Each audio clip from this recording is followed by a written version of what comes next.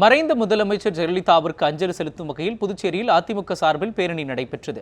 புதுச்சேரி அதிமுக அலுவலகத்திலிருந்து தொடங்கிய பேரணியில் சட்டமன்ற குழு தலைவர் அன்பழகன், சட்டமன்ற உறுப்பினர் பாஸ்கர், வையாபுரி, மணிகண்டன் மற்றும் பல்வேறு பிரிவுகளின் நிர்வாகிகள், தொண்டர்கள் மெழுகுவர்த்தி ஏந்திச் சென்றனர். உப்பளம் சுப்பையா சாலை வழியாக சென்று மீண்டும் கடற்கரை சாலையில் உள்ள டூப்ளே சிலை அருகே பேரணி நிறைவடைந்தது. அங்கு வைக்கப்பட்டிருந்த ஜெயலலிதாவின் உருவப்படத்திற்கு அதிமுகவினர் மலர் அஞ்சலி செலுத்தினார்கள். பின்னர் செய்தியாளர்களிடம் பேசிய அன்பழகன், அதிமுகவின் பொதுச் செயலாளர் பதவிக்கு பொதுக்குழு யாரை தேர்வு செய்தாலும் கட்டுப்பட்டு ஏற்றுக்கொள்வோம் என்றும் கூறினார்.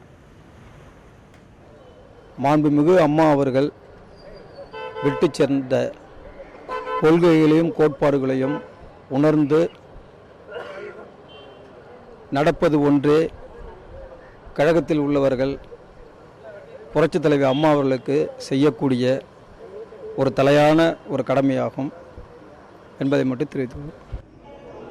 சென்னை ராஜீவ்காந்தி அரசு பொது மருத்துவமனையில் நடைபெற்ற இரங்கல் கூட்டத்தில் மருத்துவமனை முதல்வர், கண்காணிப்பாளர், நிலைய மருத்துவ அதிகாரிகள், பேராசிரியர்கள், நிர்வாக அலுவலர்கள், செவிலியர்கள், மருந்தாளுநர்கள், சென்னை மருத்துவக் கல்லூரி மாணவர்கள் கலந்து கொண்டனர்.